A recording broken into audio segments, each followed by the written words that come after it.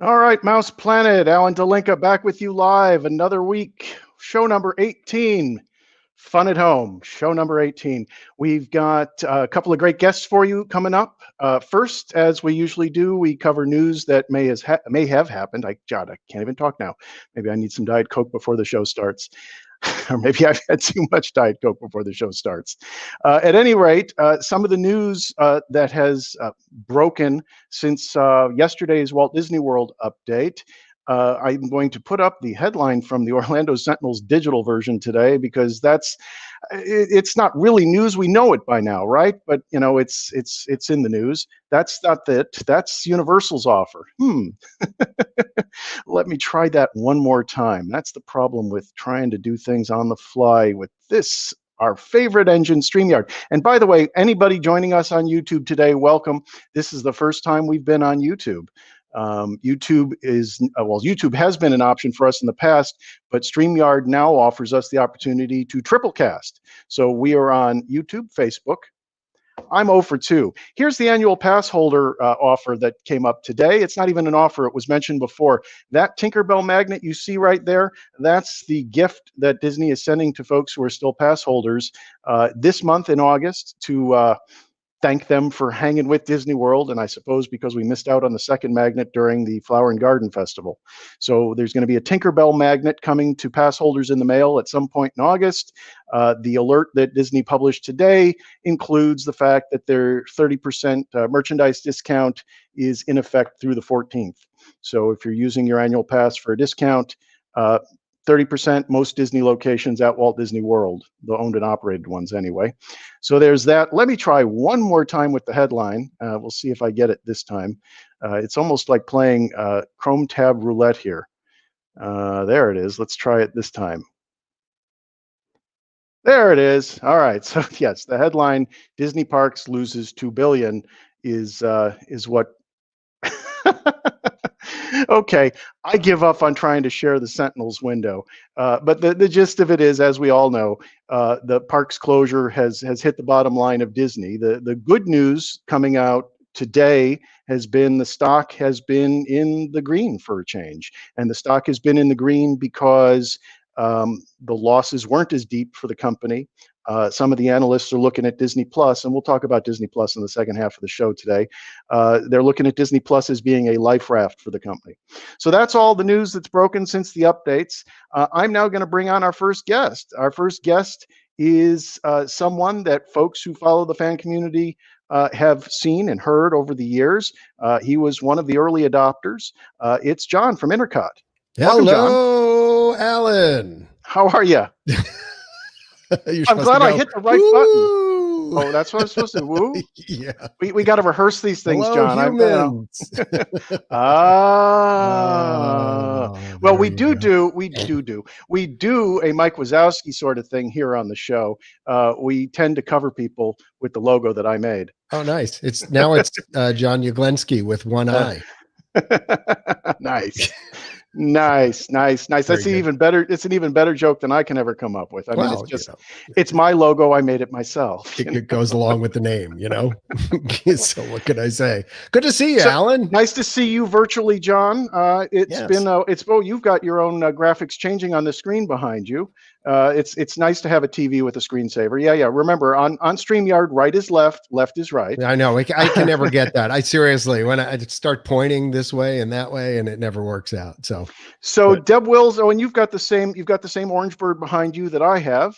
Yes, that's from one of the media events. I believe it had an orange slushy, cream slushy in it. It did, and I didn't do a very good job of cleaning mine, so it's good that I keep it sealed. Oof. I'm going to throw that one through the dishwasher at some point. Yes. The point of bringing you on is not only did I reach out to my Facebook friends and say, oops, who have I left out? But you were mentioned by Deb Wills a couple weeks ago as one of the early folks. Yeah, Deb gave a very nice shout out to you because you were one of the early folks invited on to the various Disney media events back in the day. So talk about where Intercot comes from for people who don't know about it. Intercot started 1997. The Internet Community of Tomorrow was what we called it. At the time, I was working for an internet service provider outside of Washington, D.C., a regional one called Errol's Internet. At the time, they were the fourth largest in the United States. Believe it or not, behind, are you ready for these names? AOL, Earthlink, MindSpring, and then Errol's Internet, which What was no the last one. one? What was the last one? Yeah, I don't remember the last one. Errol's was a regional internet service provider. We served about 400,000 customers at our height up and down the East Coast, from about New York to through Virginia or so.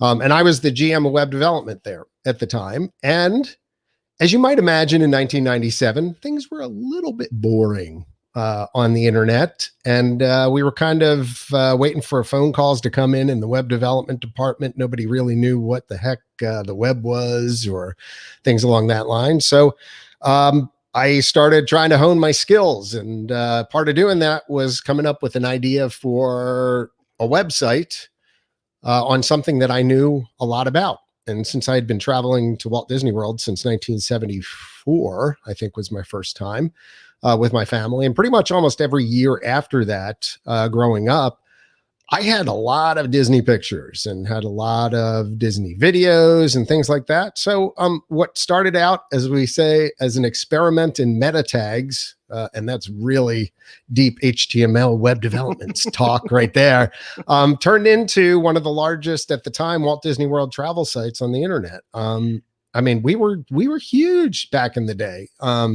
And when Yahoo reigned as the search engine of choice. Well, and I was a very early adopter of the internet myself. My first dial-up account of any sort was Prodigy, Nice. And Prodigy came with the modem. Prodigy came with the modem that I bought. It was a 9600 baud modem. It was probably 1990, 91. Yep. And I created my own first personal website in 1995. Yeah. So I remember all those early days. I certainly remember you guys in the early days. Do you remember your Prodigy ID though? Oh, yes, I do. I got it. There's no harm in giving it out now, is there? I mean, I actually use it as my screen name on eBay. Okay. Well, I was DVSG76A because Prodigy did not allow you to customize your username. You were just assigned one. Well, and as the primary Prodigy account holder, you had 5. So, you know, was it A, B, C, D? Yes. I didn't even know that. Oh yes, my because gosh. I think I let my parents be my B at some point. Oh, wow. Okay. So yeah, really early internet. And stuff. So, but yeah, that's how things got started. I mean, honestly, it was just kind of an experiment, which then we brought on something called discussion boards at the time, which nobody was doing. And it grew from there. Suddenly we put these out there and people started showing up. It was like, what is going on here? So I would think, and I don't know if she's going to make faces in the green room. I'll keep an eye and see if she does. My earliest recollection of Disney talk on the net, and Deb and I talked a bit about this a few weeks ago when she was on the show, were the old Usenet message boards. Oh yeah, and I know MousePlanet came out of those. I mean, that's probably where I first encountered Adrian on the Usenet boards, and I was more of a stalker and not a participant. I just read this stuff back in the day, and the reason that Disney was the focus of my first website, like yours, was I'd been to the parks a lot, and as it turned out, right after I started playing with HTML, I brought a camcorder to Disney World on a vacation in '96, and I had a computer that I could plug that camcorder in and pull stills off of. Bingo. So hey, I had all this content, and I'm like, all right, content, technology, let's see how it goes. And yours has gone to the most popular travel site, and mine was a hobby that's still up there, but I don't use it all that much. Well, mine's more of a hobby now, almost. I mean, it's a little bit of both. I mean, it's a community. I mean, heck, being online since 1997, we're 23 years old now. So, I mean, there aren't too many websites out there that are 23. And you know, we've got some transitions we need to go through probably in the months and year ahead here. But man, it's been a really cool ride. And by the way, thanks to Deb for actually bringing us up. I mean, you know, there are a lot of folks from the early days of being online and the internet there and the Disney web community where that I still think of fondly to this day. Steve from WDW Magic was another one, along with Deb, who, you know, we were at some of those early events, and it was kind of like I can remember the first time we got invited to do something with Disney. It was the Cinderella Castle Year of a Million Dreams thing. We were called New Media back then. And we got invited there. And both of us were scared to tell each other in advance that we had been invited. We were like, it was a big secret. So like we showed up, and all of a sudden I was like, Deb, she's like, John. So it was kind of cool back then, but it really felt like something special to be involved with. And it was a really neat time back there. Yeah. All aboard the Deb Wills fan train. Woo, Deb. Our Mark Goldhaber was one of the early folks at events, and Mark was on as well on our show when Deb was on a few weeks ago. Love Mark too. Yep. So when you came to early events as New Media, what did you think of that experience? What was that like for you as a fan who's now getting some official media treatment? It was so. I mean. All right. So a little history. I spent 10 years in broadcasting. So I was in radio. And my first time being invited to a Disney event was actually the year I was graduating from college, but working middays for Light 100 WVUD in Dayton, Ohio. And I had written into Disney and asked them if I could cover, as somebody in the 48th largest media market and #1 ranked in my time slot, the opening of Disney's Hollywood Studios. I never got to go, because the opening happened on the day I graduated from college. And my parents were like, you're not going. You're going to your graduation, please. So then it took all those years later to finally get invited to something. And I got to tell you, it still feels the same way now as it did then. You just feel like you're really special. Disney has a way of making you feel like you're the most important person on the planet when you're there. You probably have felt that. I was going to say, absolutely. I mean, I was a mere tourist all the times I came until I moved here and started writing for MousePlanet, and the level of hospitality that the events and PR team gives us is fantastic. And, you know, they have a message they want to get out. We know that, you know that, our audience knows that. Sure. But on top of that, they want that message out, so they do what they can to make us as comfortable as possible in getting that message out. Yeah, absolutely. And like I said, it really hasn't changed much in the way that it was done. The way that the events were run that first time that I went to that and was privileged enough to see that. By the way, I still have a Sweet Dreams pillow around the corner. Had I known we were talking about this, I probably could have showed it on the cam. But you know, I mean, it was like you got giveaways and stuff, and you were treated great, and you got meals, and you were invited. And back then, I mean, gosh, I mean, I think I was flown in, and it was a whole thing. So it just, like you said, they have a way of treating you very well. And obviously everybody knows why you're there, but at the same time, you know, it's to share the experience of being there. Right. And to get out what it's like to do these things for like the first time ever. And that's the cool thing too about doing what we do, right? Is that in many cases, we're among the first people to try out or ride or experience things in the park. So our excitement is genuine, right? It's completely genuine. When you see my face light up and on videos, and you see, you know, all the folks that we're friendly with there for the first time, I mean, it's not put on at all. No, it really isn't. And it's because we start off as fans. I mean, right. I make a point on MousePlanet in the writing I do is, you know, the bias that we come to this stuff with is that we're a fan and we want it to be good. If it's not good, we say so. Yeah. But when it is good, of course, it delights us that much more. I mean, my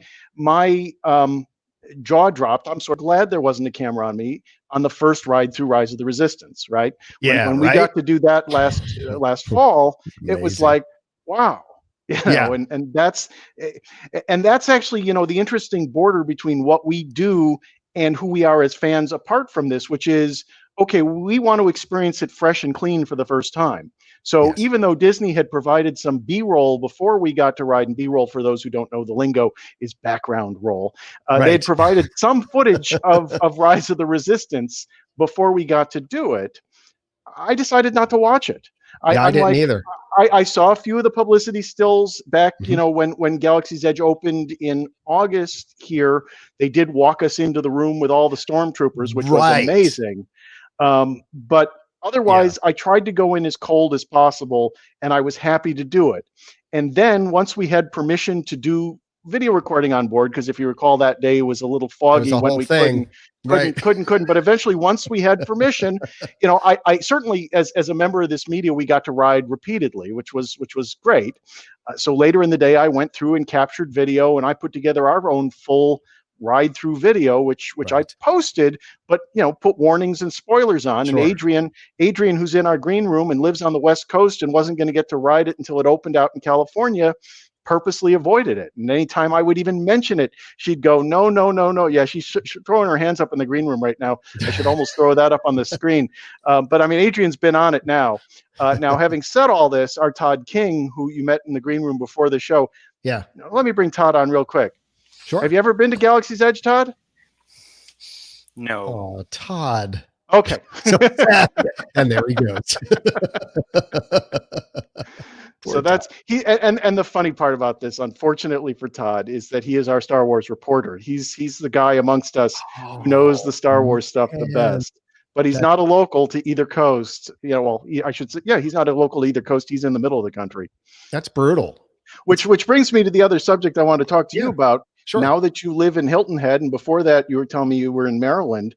Right. What was it like covering the parks as a theme park reporter, yet not next door? Because I only started doing it after I moved next door. Yeah, well, I mean, it was a little odd being in Maryland. I mean, I have to be honest with you there. But back then, when those things were going on, a lot of the time, they were typically really big media events, and they would, in most cases, actually fly me to be there. And I've done 3 Disney cruises now, I think, because I got in pretty tight with the Disney Cruise Line media relations department, because they came to a suite in Washington, D.C., and I was one of like 5 people that showed up. And so, it's because I was there and talking about it. And it was like, okay, well, and we started exchanging emails and stuff like that. And I said, I'd really love to cover it. And as a result, got invited to stuff. Sometimes it's just a matter of being in the right place at the right time. I mean, the heck, our site went online at a time where it was perfect to go online. And now, just still being here and making friends and stuff like that.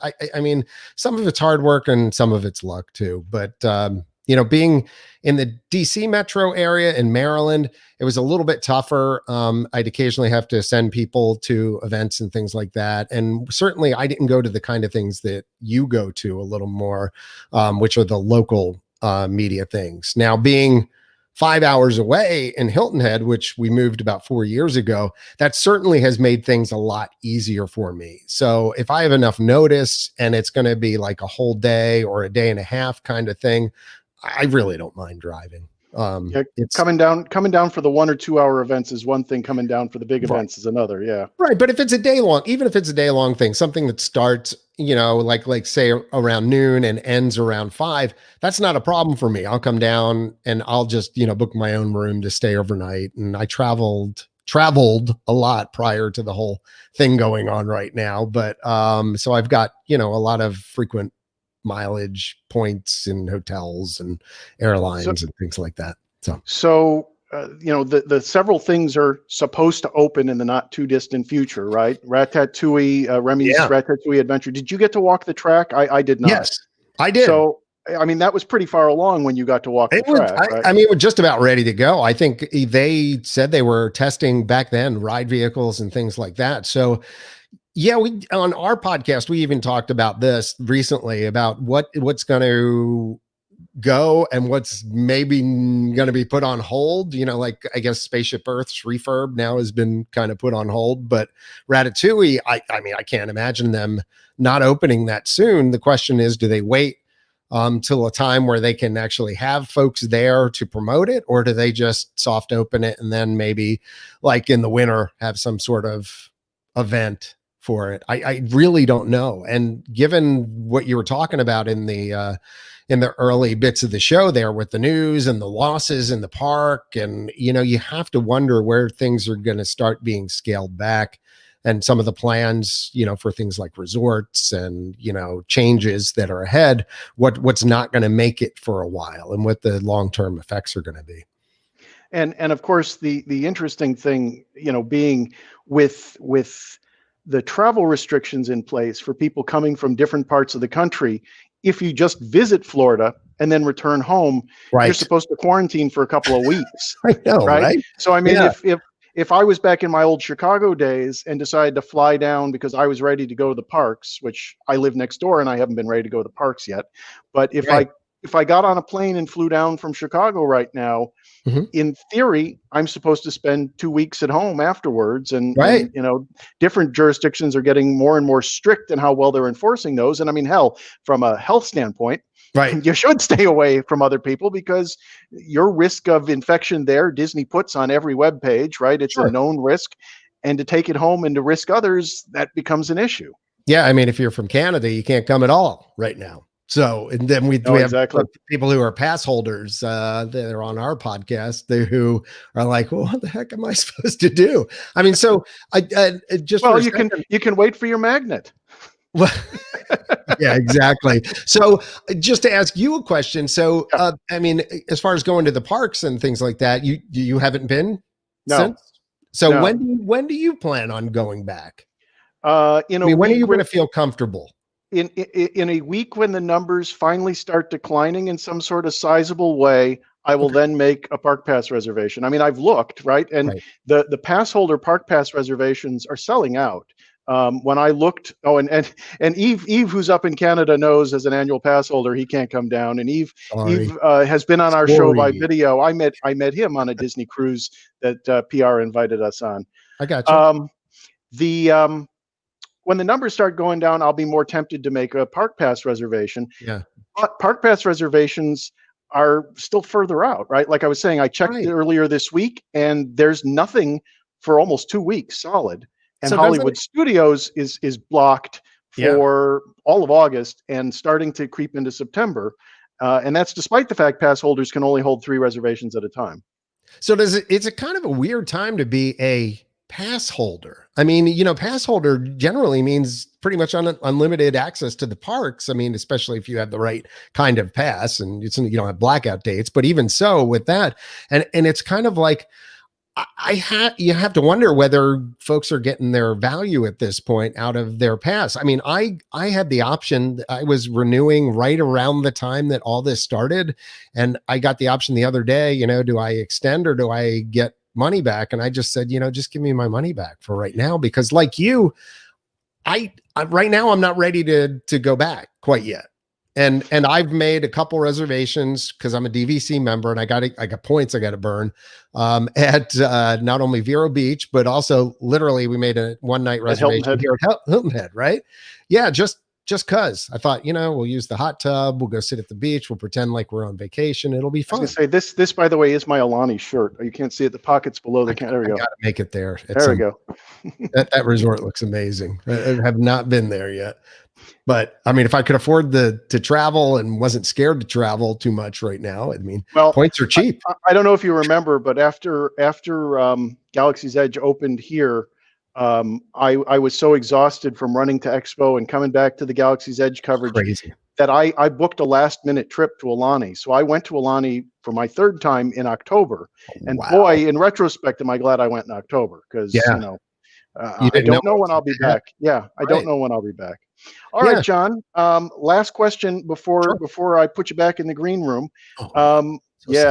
So when you do go, what's the first thing you want to go or see the easy answer for any of us who cover it and love it as much as we do is it's taking in the whole thing. Right. But if you had to narrow it down to go, okay, I'm going to go there. Mansion. That's it.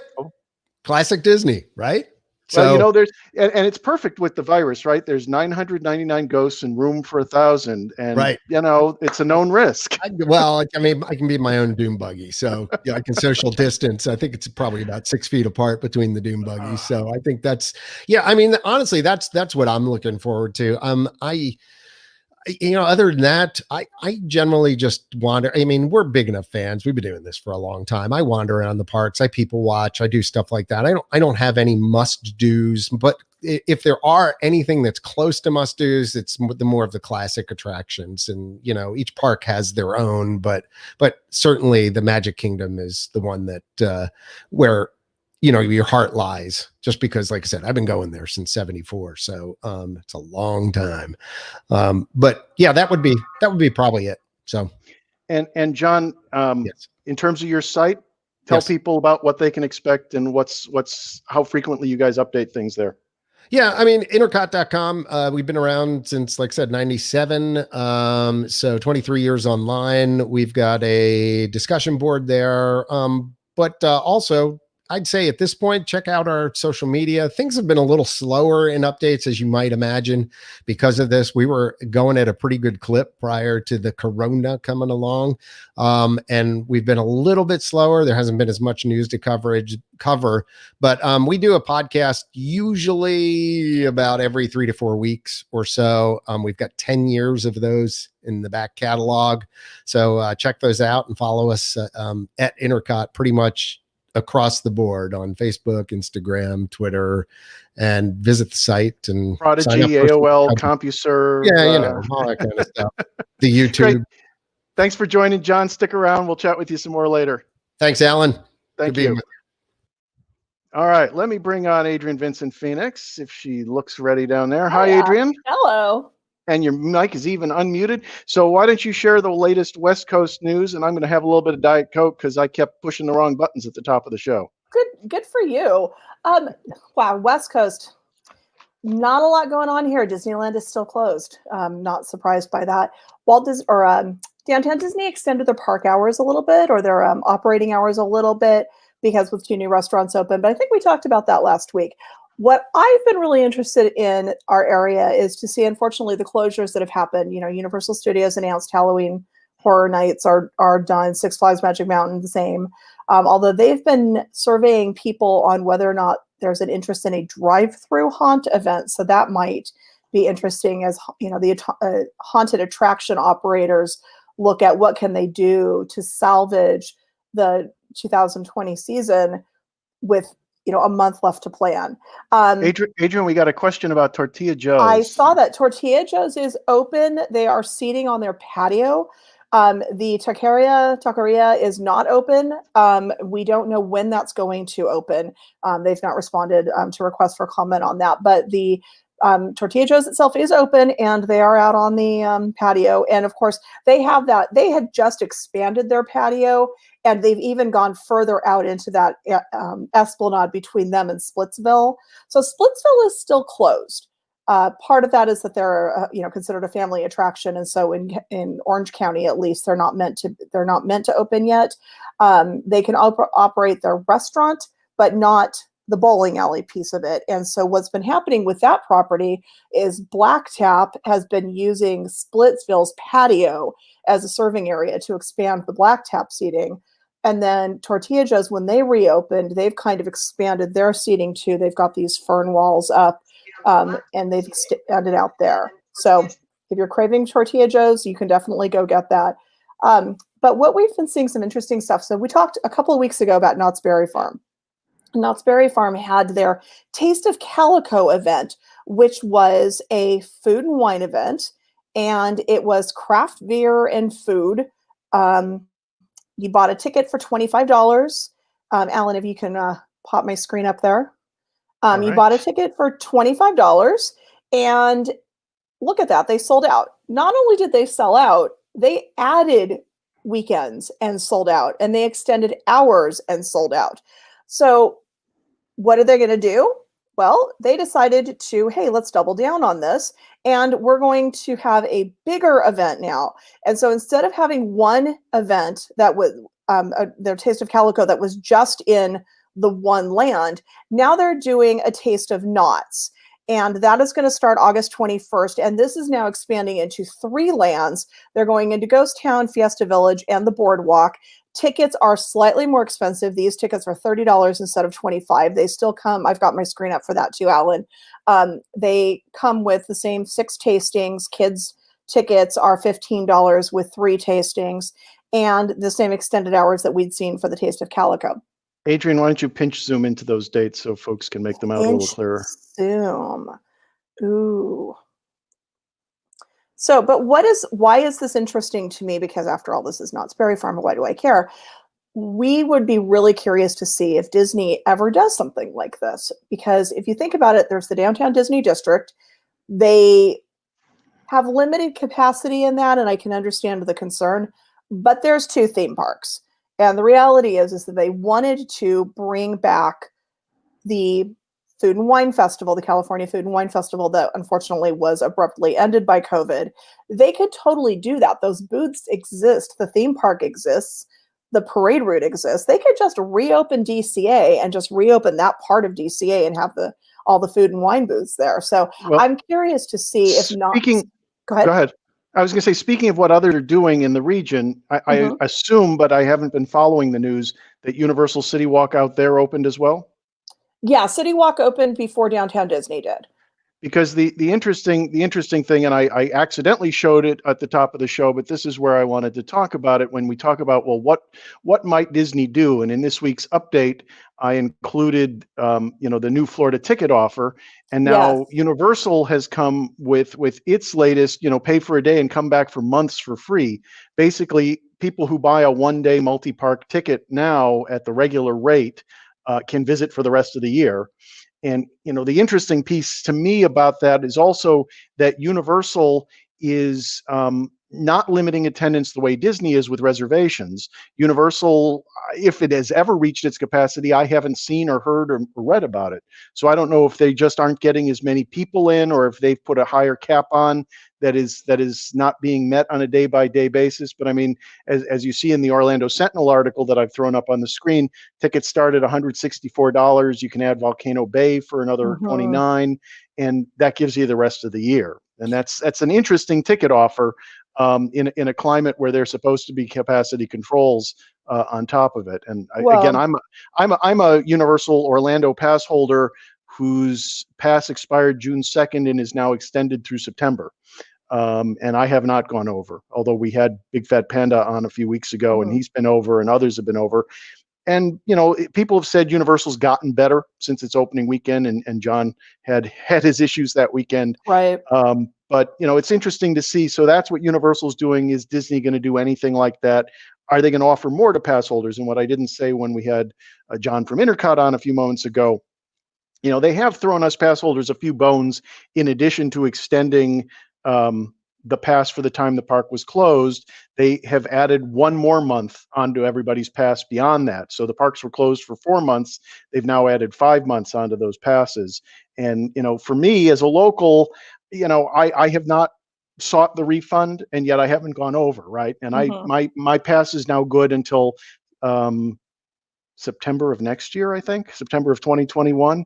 So if the parks resume sort of regular service in 2021, I'm still pretty confident that I'll get my money's worth out of a pass, no matter how much longer I continue to wait to go over. Well, I have to say that the pay a day and play for some longer period of time, that is a promotion that we saw here at Universal Studios Hollywood, pretty much up until Harry Potter opened. Well, I was going to say, I had Universal Hollywood annual passes in 2000 to 2001 when I lived in Chicago, because it was, I think, an extra $1 to get the annual pass. Yeah, so I mean that's a interesting, because that's a pre-Harry Potter promotion, in this market. So I'm not certain that ever been done, But yeah, somebody mentioned that Six Flags does that. Six Flags Magic Mountain did that for buy a day, get a year. So that's actually a fairly common promotion in this market. Something that you were talking about with annual passes, and I know we want to move on to other stuff, but something I was going to talk about a little bit earlier, but if you can jump to, hang on, I'm going to change my screens here of what I'm sharing. I was going to mention this a little bit later. I was going to say, your screen's not in the green room right now. My screen isn't? Well, it is now. So Run Disney just announced that after we talked last week or 2 weeks ago about the Wine and Dine event having gone virtual, Run Disney announced today that the Star Wars Rival Run is going to come back to the Walt Disney World Resort April 15th through 18th of 2021, and reservations are going to open up tomorrow.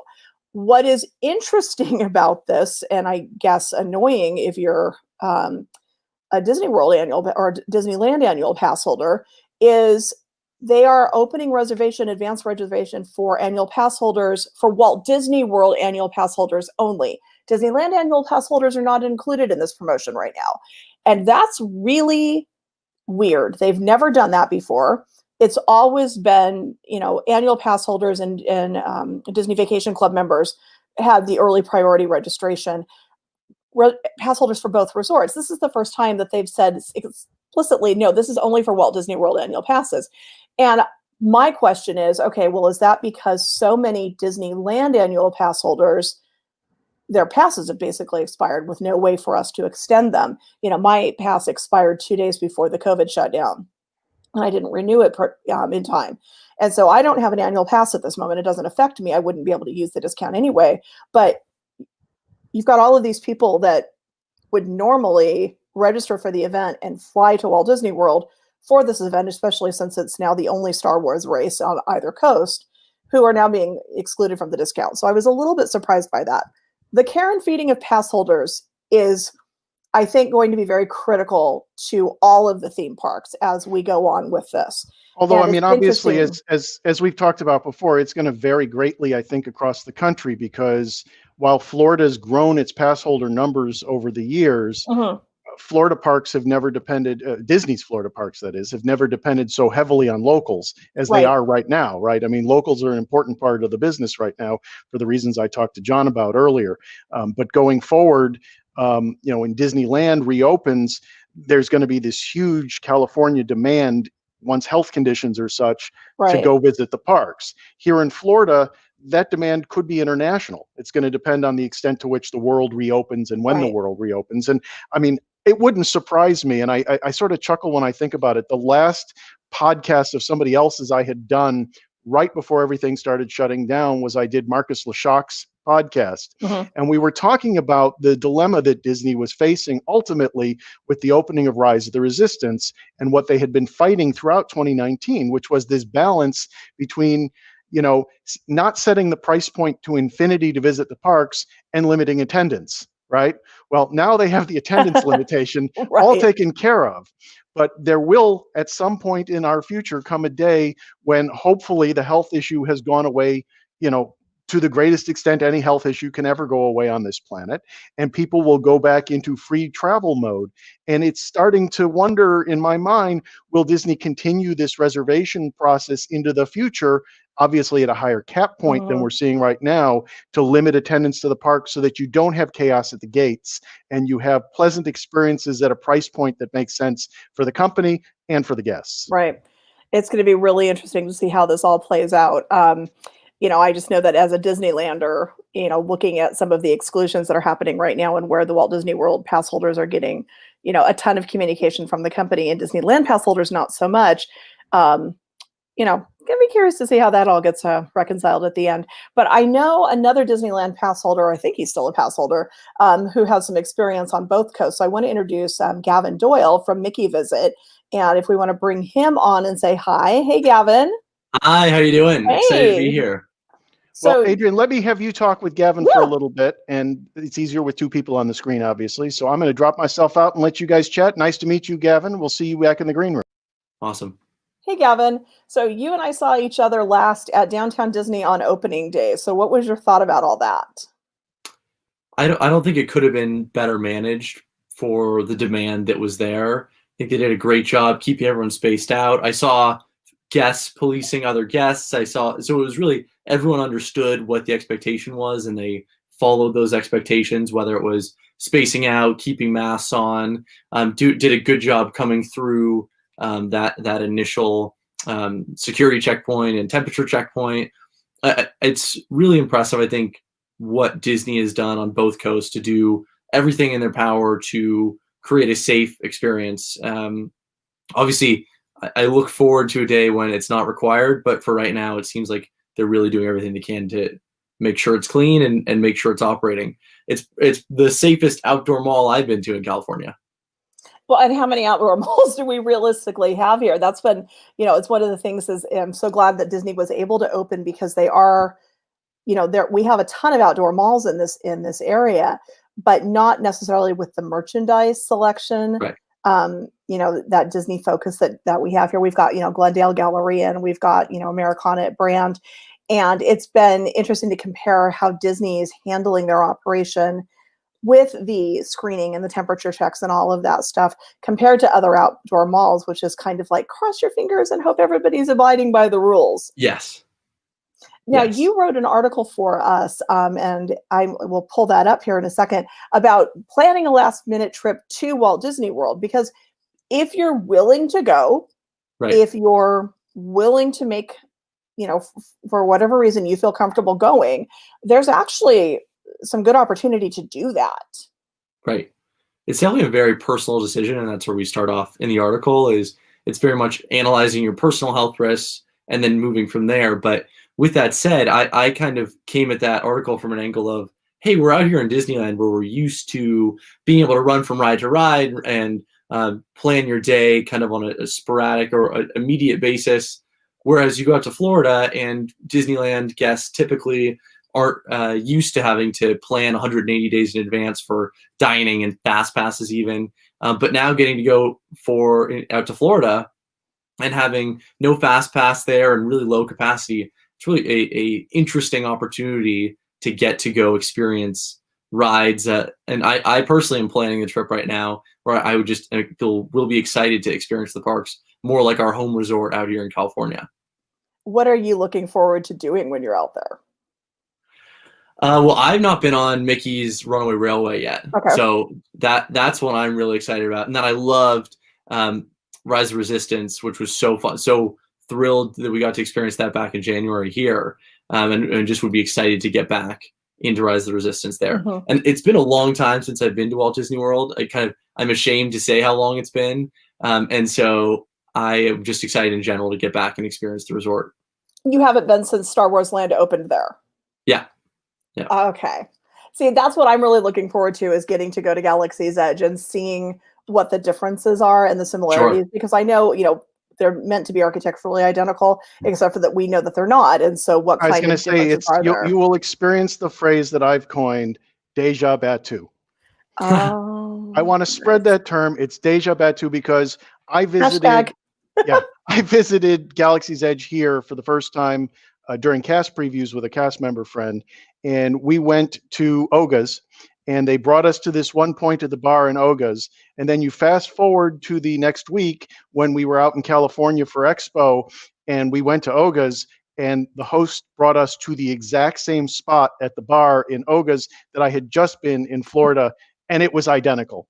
And you just end up feeling like, wait, am I in Florida? Am I in California? The only difference, as you know, geographically is the layout, right? And the layout isn't all that different. Back to you guys. Thanks, Alan. Deja batu. Remember, hashtag. So, Gavin, I wanted to give you an opportunity to kind of talk about your site. This seems to be the Let's Introduce Other Sites Day. So, is that Wednesdays? Is Introduce Other Sites Day on our Mouse Planet Club? So you've got Mickey Visit, but that's actually your second site, right? Yes. Yes. So I actually, and it's really fun. It's been fun for me to watch on here, to see you guys talking, hear Deb talking other weeks, and getting to think about just these sites that I grew up reading.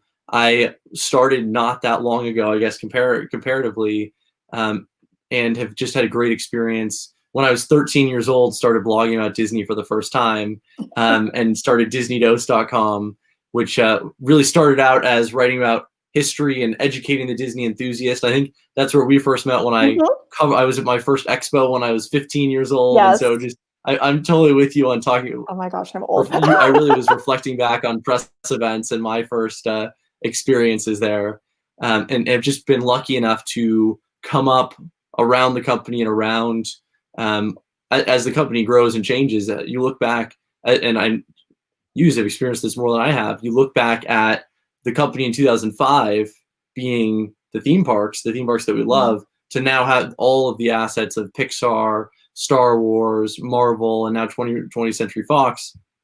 Amazing how much the company's changed and yet stayed with that same great base that we're passionate about. So it's just been a great experience. And again, just quickly jumping to my sites, Disneydosecom. We talk more about history. For a while, I had a podcast. It led to me writing a book. I have behind me, while we're really doing promotion, my book, Disneyland Secrets, which is a lot of fun. I wrote when I was 16, and it's all based on interviews and great collection of stories and secrets from Disneyland Park. We go land by land.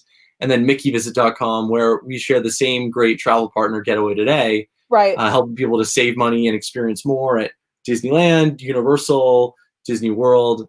I've had a great experience helping hundreds of thousands of people there save, which has just been great. Yeah. And I think that's kind of one of the interesting things I've had. Somebody was a friend of mine was saying to me, why on earth do you keep having all of these other websites on? Isn't that kind of counterproductive? And I'm thinking to myself, it's really, we all have a niche. Everybody has a voice. They have a niche. And I think for me, John with Intercot, realistically, John was there at the beginning. In the beginning, there was John and then the dinosaurs. But, sorry, John. But we've all branched out from there. And you could do this weird Disney fandom family tree of who branched from who and who went where and what went where. But it's all been to serve a niche, and it's all been to serve a specific audience, a specific point of view.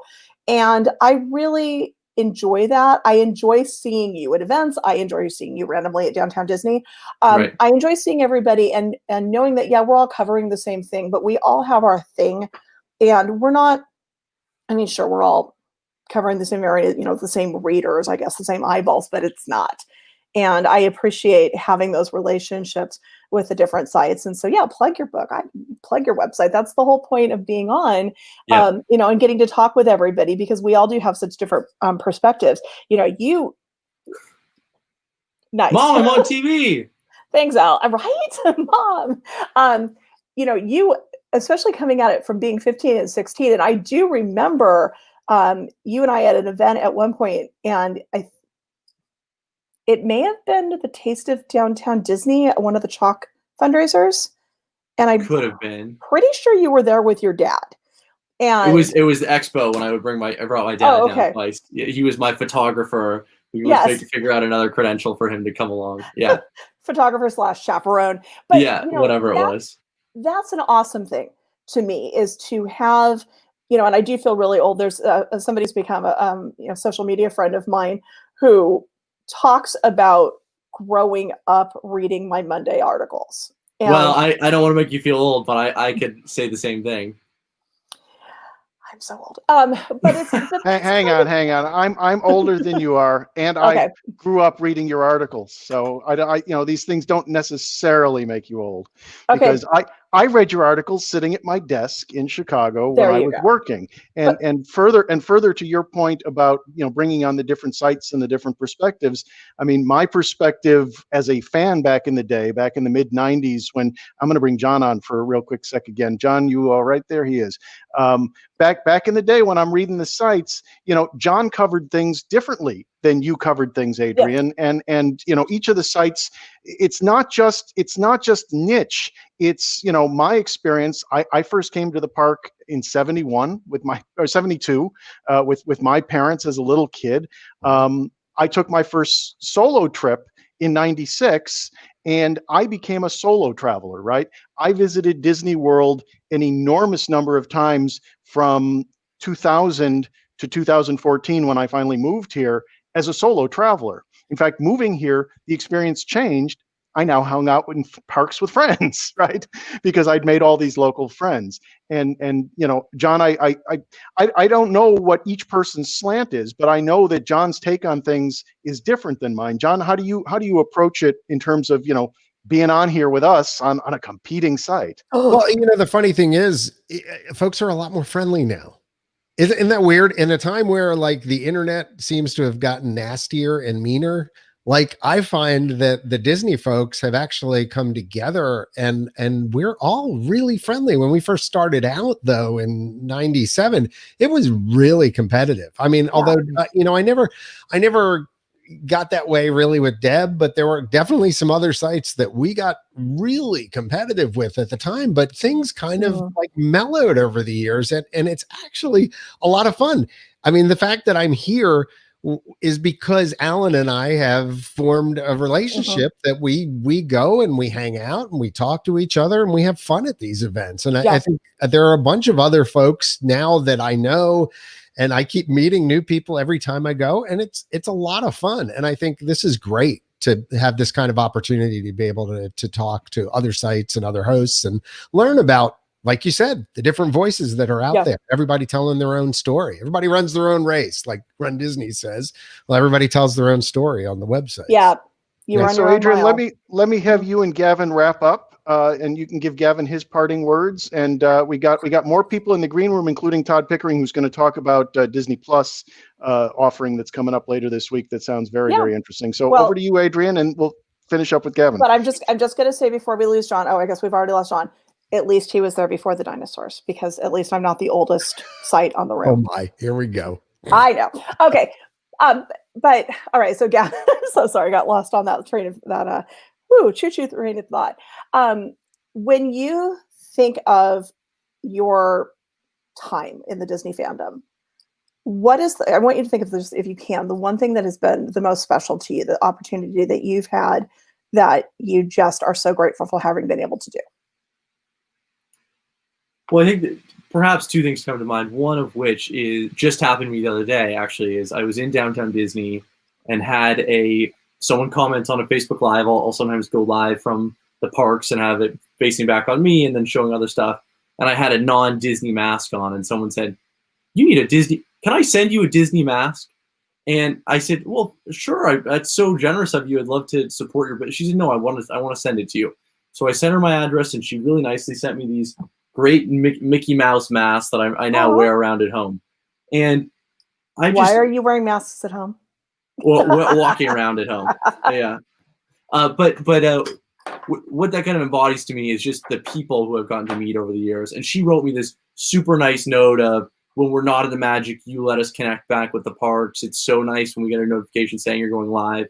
And to me, it was never really developing that much of a connection. But when you hear from people saying, "Wow, that really got me through the day," or, "Well, this was a really important part of my connection back to the theme parks," it really starts to become more than just blogging or just sharing photos out. And so that's the part that's my favorite, is getting to have that human connection, human touch. Of course, it's fun to get to see the movies early and fun to have been at a movie press conference and seeing Oprah and whatever. There's a lot of I had worked with some stuff with the studios, and to be in the room when the Endgame press junket came on, and all the stars up on stage together, that was really cool. But no, for me, it's connecting with the fans and connecting with readers. So I love that in the parks and at the D23 expos, I think, are my absolute favorite.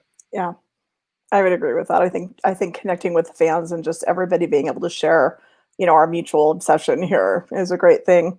So I would love to invite you to stay on if you want, because I think we're going to start talking. We're going to bring the rest of the circus in, and we can play our Mouse Planet Hollywood. Well, let me first bring Todd Pickering in, and then we'll bring Gavin back for sort of for the general chat. So Gavin, we'll be back to you in a moment. I'm going to bring Todd Pickering in. Sounds good. That's still Gavin. Some window closed. Where did it go? Here we go. We'll take Gavin out. And I was going to say, I'm going to bring Todd Pickering in with his traditional welcome, which I know he loves. Don't you dare. No. I've said no more bashing the Todds. No more bashing the Todds.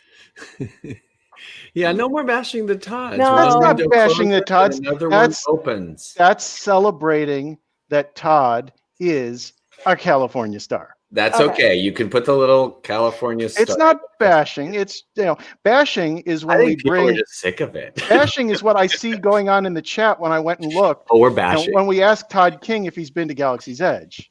No, no more harassing of the Todds. I have spoken. Mom has spoken. It's a beautiful thing controlling the board here. So Todd, you had the opportunity to advance preview this documentary all about Howard Ashman. And so I wanted to have you briefly talk about what's coming up on Disney Plus very soon. Oh, I would love to. Bring you back on. There we go. You have got to see this. I will start by saying I got to do a Zoom interview with the director, Don Hahn, who we all know from producing, well, I don't know if we all know, but we know from producing such films as Beauty and the Beast, Lion King, The Emperor's New Groove, which people geek out, he said, the most of all of the films he's done. And of course, the documentary Waking Sleeping Beauty. But just to hearken over sort of the theme of this whole show, being on that Zoom meeting, I recognized a lot of Disney faces from different sites. And John, Gavin, Adrian, Alan, you're right. It's a great community and everybody really gets along. And it was really a lovely thing to do. The coolest thing listening to Don was it's brilliant to start with. And it debuts. Oh, I should talk about the details. It debuts on Friday. So it will drop on Friday, August the 7th. And he got to work with Howard Ashman and Alan Menken, of course, on Beauty and the Beast. And my article is tomorrow. The critique will come out. But he produced it first on his own so that it could be really honest. It could really tell a man's story. It wasn't produced by Disney, and I have to give Disney Plus credit for making sure they picked it up because it's absolutely lovely, very honest. And he describes it as using a lot of found art. It's very groundbreaking in that they don't use the documentary. I love watching documentaries. So you usually use the talking heads, which means, interviews like what we've got going on right now, all of our heads on here. There's not one person that you see. They're all voiceovers. And it's a perfect time to run some photos, Alan, unless you have any questions right now. Yeah, here's for our Disney fans. But he uses photos mostly. There's a lot of, yeah, there they go. It's wonderful. So the people do the voiceovers over it. They're never too long. They're nice and brief, and the photos tell the story. And I said this in my article. It's like somebody put a scrapbook in your lap, and you've got a glass of lemonade on your side, and somebody's telling you about his life. And man, his love of the starting out in the theater, and it's just heartfelt. It's hard to say in words. What's that, Todd? That picture right there really expresses, I think, his eyes, the expressiveness and the smile and how much he loved the theater is just, it's amazing. Even if you don't love the theater, it's really a primer. It teaches you how the collaborative process works. It's just beautiful. And the path he took, and it was illustrated by some of those photos that we flipped through. And I guess he's sitting in front of Audrey 2 here from Little Shop, which obviously isn't a Disney movie, but Little Shop of Horrors is the Menken Ashman production, spearheaded really by Ashman. When I've heard about the history of the duo, it's the movie that got the attention of Katzenberg or his team that brought them to Disney to help create what became Little Mermaid and the parts of Aladdin and of course Beauty and the Beast. Yeah, and also interesting, also the musical Smile, which he did after Little Shop of Horrors. By the way, I got to see that production of Little Shop of Horrors, the original cast off Broadway. I got to see Ellen Greene on New Year's Eve. And of course, I was going to say, and their first big hit for Disney, of course, was Little Mermaid, and I mean, it won all sorts of awards for Ashman and Menken, and it's what began, and it's what's interesting about it being Don Hahn who produced this. It's what gave rise to that second awakening of Disney animation that Hahn covers in his other documentary that's on Disney Plus, Waking Cinderella. Waking Sleeping Beauty. Why did I see Cinderella? It's okay. She's a princess. That's fine. That's your castle. Disney World, Disneyland. The other thing that's really interesting about that, though, is that you learn so much history. What you do. I mean, I know so much about musical theater and stuff. I don't know what people know, but Smile was a critical failure, which he did with Alan Menken. He did with Marvin Hamlish writing the music, and I remember the movie. With a young Melanie Griffith, Barbara Feldon, and Bruce Dern, and they made a musical out of that, and they didn't really gel very well. But one of the singers one of the characters in the musical was Jodie Benson, who would be the Little Mermaid, and she sang the classic song Disneyland from that show. Mm-hmm. So that was also another spot where Katzenberg and Geffen produced that and worked with Katzenberg. So that might have even been where the Little Mermaid came.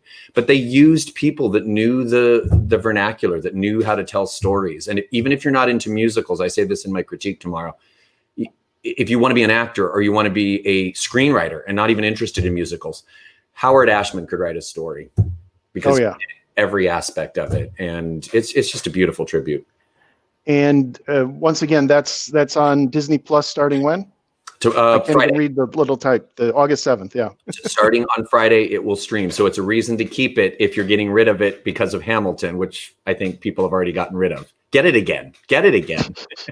Well, let me bring in more folks here because there's more to talk about Disney Plus. I'm going to bring Speaking Todd of Disney King Plus, in. moving on. Yeah, I'm going to bring Todd King in. Let me bring Chris Berry in, and I'll bring our two guests, Gavin and John, in. Everybody should be in if I've hit all the right buttons, and I'm going to see in a moment if I've hit all the right buttons. Ready? 1, 2, 3. No, I didn't hit all the right buttons. Now I have. So we're still not quite at tic-tac-toe, but we're getting close. I'll take John because that's the only way I'm going to get the tic-tac-toe up the middle. The other news out of Disney Plus today, actually, I guess this counts as late breaking news, or maybe it was yesterday. It's the announcement that Mulan is going to get released to Disney Plus first as a premium offering, $29 plus probably tax depending on where you're at, to see Mulan if you're already a Disney Plus subscriber. So you can't just watch Mulan, you have to be a Disney Plus subscriber and pay the $29 to see Mulan. And somebody asked me today, and I don't know if any of you guys know the answer. After you pay the $29, can you keep playing it, or is it like a one-time rental and it's only available until it starts regularly streaming on Disney Plus sometime after its theatrical run period is up? No, so Anybody Slash know? Film did an update on it on their story, and what they said is that it is a one-time fee, and that you will continue to have access to the film for as long as you subscribe to Disney Plus. Right. But that doesn't, you're not getting a digital download of it. And so if at whatever point the movie comes out on, DVD, if you want that, you're going to end up having to buy that, as you would now. What we don't know is when or if Mulan is going to be free on Disney Plus. And the comments, and I should have the link for the Slash Film article because it went in, they've actually posted several updates as they're getting clarification from Disney. But the comment was that this is a one-off, not necessarily a new revenue model, but it is a one-off. They're trying to see what the response is, and they're trying to see, how people react to it, and how many new subscribers there are, and how many transactions there are of how many people are actually buying the movie, and what the response is from people, and how long people keep the subscription. And so, and the comment, and I wish I had the quote, was, when you own your own platform, you can play around with these things. You can, run these tests.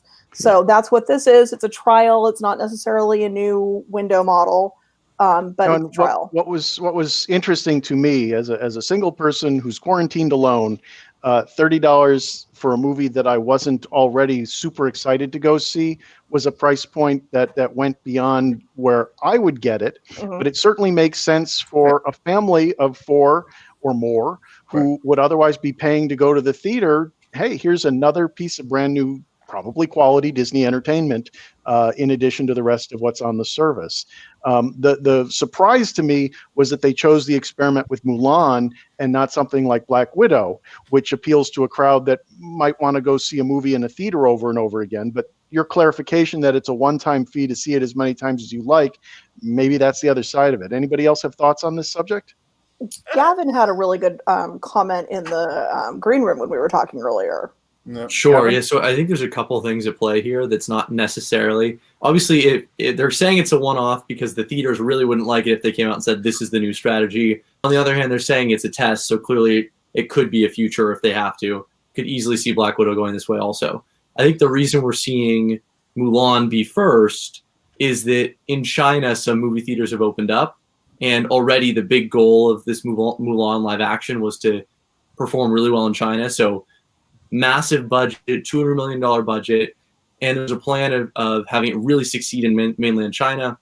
So the plan, as it stands, is to release it in theaters in China and in other countries and other territories around the world where theaters have opened back up, and then in the U.S. have as this opportunity to buy, because over the years they've found that if there's an opportunity to buy, more people will do that than try and pirate it, let's say. So they it's kind of not possible anymore to release on a regional basis, and where stuff's opening up, they really want to do that. The original model of home video that Disney was a major player in was very, very expensive videotapes that a handful of video stores would buy, and then you would go rent them. And that was their original model. So if you wanted to buy it, it was, $79, $100, I remember, for those cassettes. And then at some point later, everybody went straight sell through, and they started selling for around $20 a pop after that. Yeah, listen, I bought the during the beginning of this whole mess, the Scoob movie came out, which I'm almost embarrassed to say I paid the $24.99 for. Whoa! Because my sons, I got twin boys at home. They're 17, and that movie wasn't aimed at them, but we were all Scooby-Doo fans from my childhood, and I showed them all the old ones, and I figured, what the heck, I'm going to buy it and watch it. I would have spent more than that in the theater, much more than that, by the time I bought popcorn and everything. So I figured I'd buy it. So I figured I'd buy it for $25, and I did. And we all sat in the living room, watched it, and we were all kind of ho-hum about it, to be honest with you. But it's just something we did as a family during the pandemic. I can't imagine I'm not going to do it for Mulan, because I don't think the theater's going to be open by then. I doubt it. So I think I'm going to do it also. Was there any buyer's remorse there after you did that? I mean, I'm being honest, like, because it seems like a lot of money. There's so many content choices right now, and to drop $30 on something. I mean, I know people used to do that on pay-per-view, to watch a fight or something like that, but it just seems like a lot of money, especially, given the circumstances.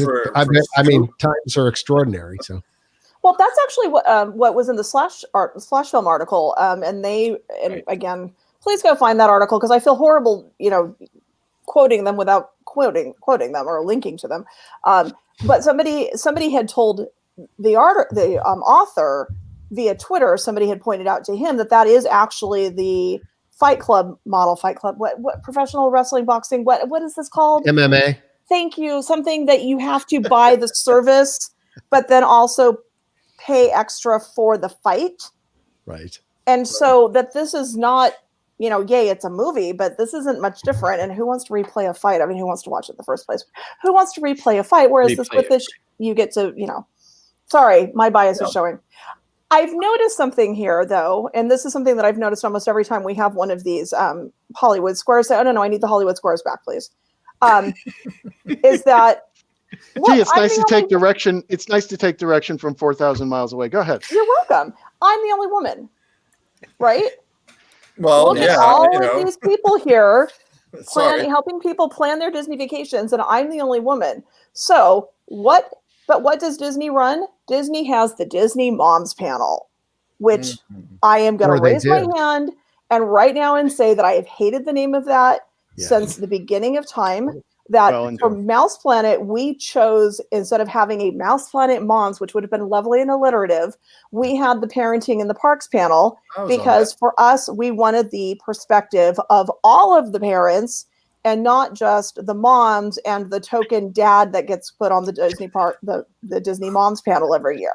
So today, Disney finally announced that after long, way overdue, in my opinion, they have changed the Disney Moms panel, and it is now Plan Disney. Oh. Yep. I applied 3 times for the Disney Moms panel. I never got picked. I went through the whole thing that you had to go through and the format online and all that. I was like, I could do this. And I wasn't man enough or woman enough. I don't know what I wasn't enough, but I didn't get picked. Well, I'm very grateful that they've done this, because I've always had a problem with it. Because I think that it was too sexist. So thank you, Disney, for fixing that thing that's been bugging me forever. Now, and we would have had more women on today, but Lisa had some sort of conflict, right? Sure. And so, I mean, you didn't invite too many other women to join from the social media side. So yeah, but what I'm saying is that it's never been it's never been a women's game, and that's what's always driven me crazy about this. The Disney Moms panel is it was just so sexist, and I'm the rare woman that's going to stand up and go, no, that's really sexist against the men. So I'm glad that they did this. I'm glad that they made it more egalitarian. Well, I want to go back to Disney Plus because there's a reason that I put Kermit behind me this week, and that was the debut on Disney Plus of Muppets Now. Yes, and, I watched. I was going to say I watched, and I got to say that I'm going to put myself up on the screen. I was tremendously disappointed.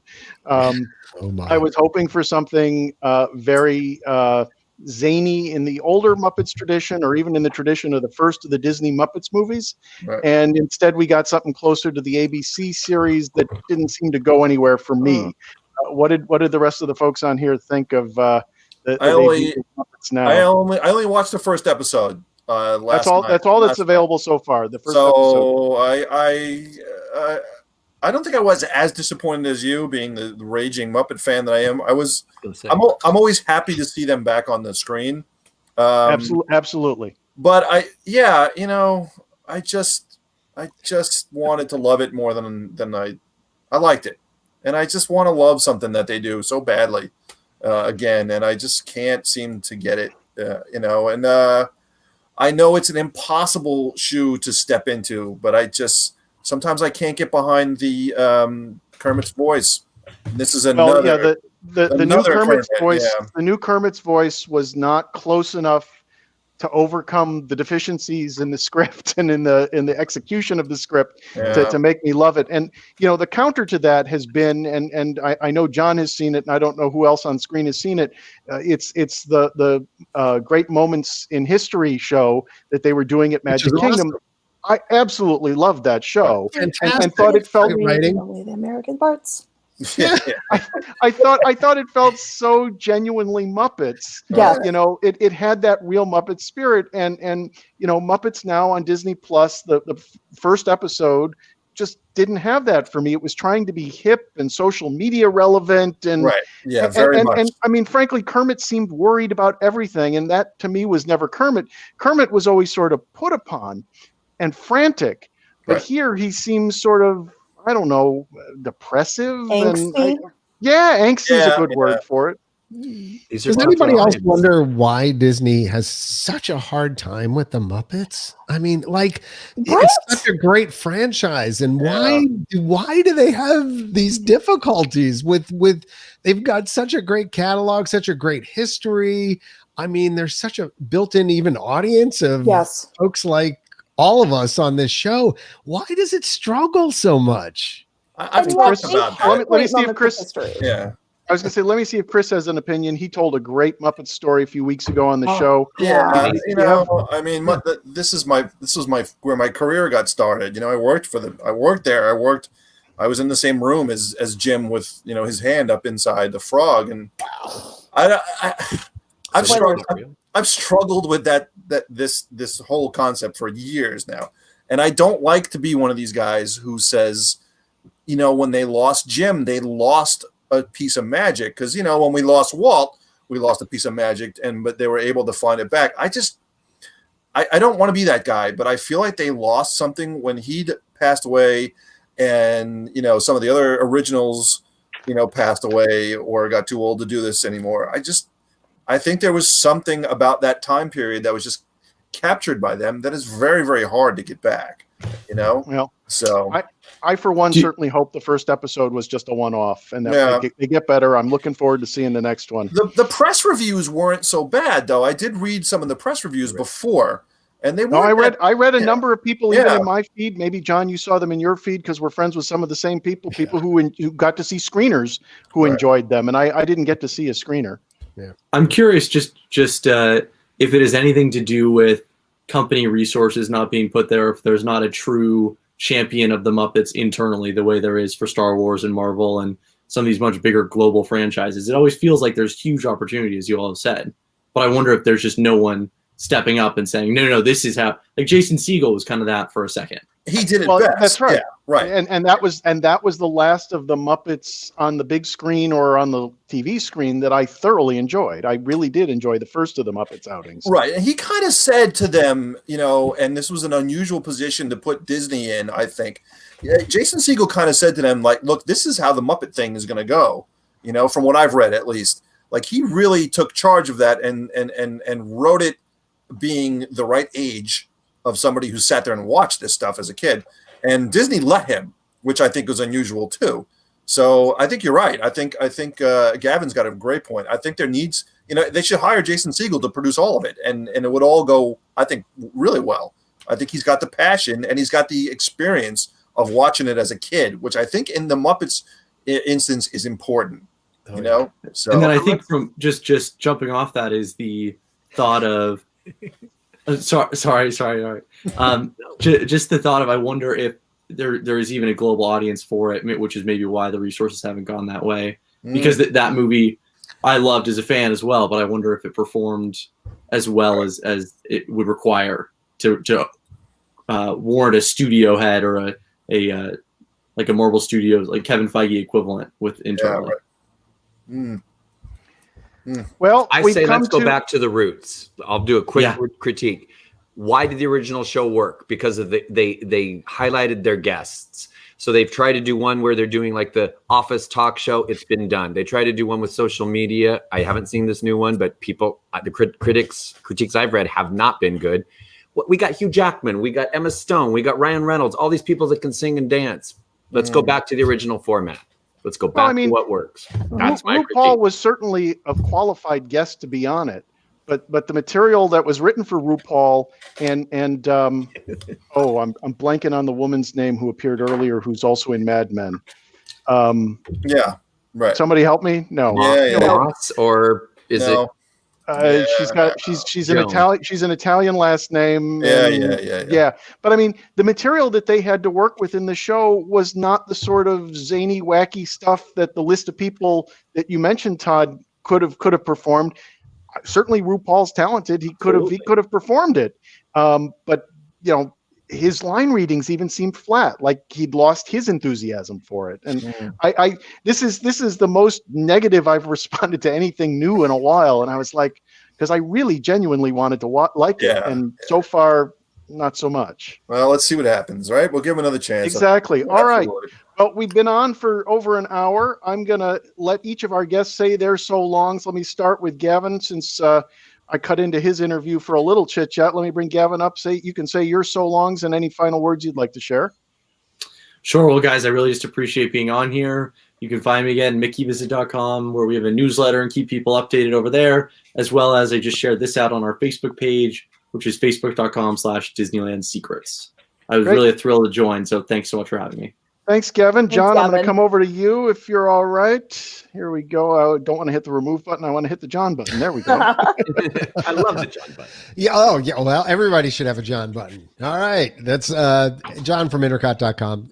Thanks for having me on, Alan. Always a pleasure being with you and sharing our time together at Intercot, pretty much across all the socials. Join us. We look forward to seeing you there and hopefully at the park sometime soon. Yep. Look forward to seeing you, John. Chris Berry. Hey, thanks, Gavin, for joining us. Thanks, John, for joining us. And I said it in the text chat here. I still get my happy birthday email from Intercot every year, and I'm always nice. I'm always happy to be getting my little happy birthday from Intercot. I was like, all right. I've been getting that for like 15 years or something. Thank you so much. Thanks everyone for tuning in. I have an article coming out Friday. My Disney top 5 things that I still haven't done at Disney World that's surprising that I haven't done. These are common things that I just haven't done yet. And all the years I got to tell you, as a local, that's what changes, right? Because as a local, I've done a whole bunch of those things that as a tourist I had never done. Yeah, I say that these things I haven't done, and people are like, well, you haven't done that? That's ridiculous. So check it out on Friday. Thanks for tuning in. All right, well, and thank you for being able to make it through Isaias. Yes, because it was pretty nasty here today. Yesterday, I mean, there's most of my town is out of power, so I'm lucky. Greg Jacobs last texted us he was going to join tonight, but he was still no power. Let's go over to Todd King, who I've picked on a bit tonight, but we haven't really talked to. Todd, you got anything to say? Oh, Okay. just it's wonderful to meet everybody and everybody getting along and having no competition, but we're all kind of this supportive family for our common interest. Yeah. But I did want to say that I think the Muppets were cool because they're not cool. They're not hip. That's what made them so wonderful. And I think that's something else, along with going to the original format, like Todd said. I think that's maybe part of the formula in the stew that'll make it turn around. But anyway, that's my 2 cents. Thanks. All right. Todd Pickering, the other Todd. Can't wait to read your article, Chris. See what that's Friday. Mine's tomorrow. If you want to read more critique about Howard, watch that. Thank you so much, John, for being on. Love listening to you. Thank you, Gavin. I was staring at everybody's background. No, we talked about this, Ellen. This is the last time that ever shows. Oh, look at that. I have a commemorative ticket of Indiana Jones. Well, There you in go. the green room. I noticed you had one in the background too. So bye, everybody. Thanks. I like that. Adrian, you put up your screen. You want me to share that or just come to you? Well, I just had an interesting story about this picture when we were talking about Muppets. It reminded me of this. This was with the Give a Day, Get It Disney Day promotion back in 2009. And what is interesting, and when you talk about, who is the keeper of the Muppets now, I took this photo with my camera, obviously. I had a person from Disney, specifically from the Muppets, who had her chin on my shoulder as I took this photo. Seriously, as I had my camera pointed at this stage where the Muppets were, there's this person from Disney who's from the Muppets whose chin is on my shoulder, who is like, and I don't even mean just kind of like resting there, like I mean pressing on my shoulder as I'm taking this picture to make sure that I am not getting anything in that frame that is not meant to be in that frame, that I do not have any wisp of a hat, of a hair, of a hand, of anything from anybody. And after I took the photos, then I had to give my camera over to somebody from Henson, and they went through all of my photos and made me delete a couple that they thought had things in them that shouldn't be in them. I mean, Wow. so this is 2009. The keeper of the Muppets was still there in 2009. She was about my height, and she was really determined. Pixie cut haircut. Oh man. So determined. So anyway, that was that. The other thing, though, we have to, of course, thank our sponsors, because we do have those sponsors. Yes. And this is really actually kind of cool. Getaway Today, who is our travel sponsor and also Gavin's travel sponsor, just put out this line of face masks, which crack me up. I love these masks. The no touchy one, the llama print, is absolutely like, this is mine. I'm going to have the no touchy llama print. Awesome. The icon social distance is adorable. Not sure that that's helping any. I want to be where the people aren't. You bring honor to us all. Wear a mask. Give me space.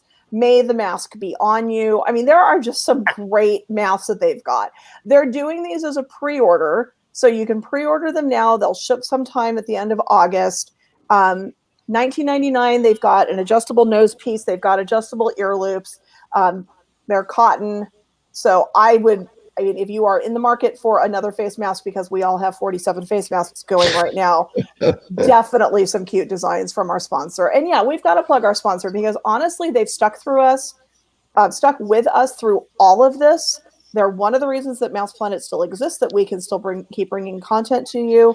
And so as much as we can plug our little friends at Getaway Today, we definitely want to do that.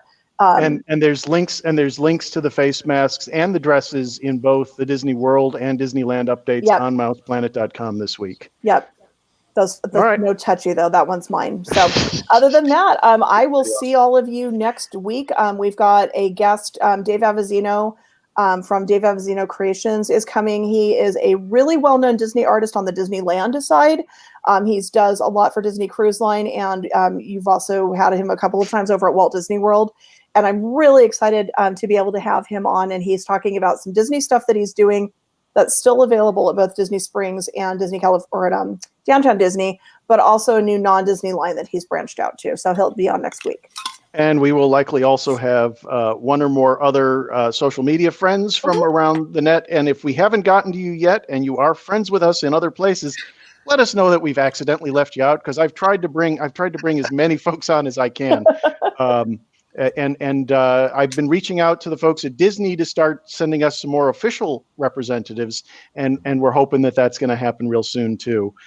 That's early in the discussions, but I think in coming weeks we may have some more familiar Disney faces on here going forward. Awesome. And speaking of masks, I want to put in one more plug. As folks know, I also appear on and now produce the Friday Gary Meyer show on GaryMeyer.com. That's 2 R's in Gary, GaryMeier.com. And this Friday, we're having a guest who's a friend of mine from the comedy world, who is an actress in LA now. She has a great video that has gotten a bit of traction so far this week, and we'll be talking with her and showing pieces of it and making it all available, about the woman who doesn't wear the mask and goes out in public. And it was made socially distanced and all safe and good for actors and actresses. But it's a fun video. I'll put a link in the comments after the show. Come watch the Gary Meyer show on Friday. We're going to be live at 6 o'clock Eastern, 3 o'clock Pacific. It should be a lot of fun. And for that, I'm going to say goodbye from Central Florida, and we'll see you all real soon. Adrian's given me one finger, One and more it's not thing. it's not the wrong finger, so we can give Adrian the Oh, one screen. more Go ahead. If there's Disney recipes that you'd like to see us replicate, since I didn't actually burn my house down last week, let us know in the comments, because I want to reach out to Disney and see if I can get some more recipes to share with you, some of the ones that aren't necessarily as commonly available and commonly shared out there. So if there's any that you'd really like to see, I'm not a horribly bad cook, and I didn't actually burn my house down, so I'm happy to try to recreate some stuff for you. So give us some comments on that. And all that went wrong was that the camera melted. So that wasn't bad. Cheap. They're Could have cheap. been worse. All right, everyone. Thanks for joining. Bye, all. I'm going to say Thank you. goodbye. We'll see you soon. Take care. Bye. Bye.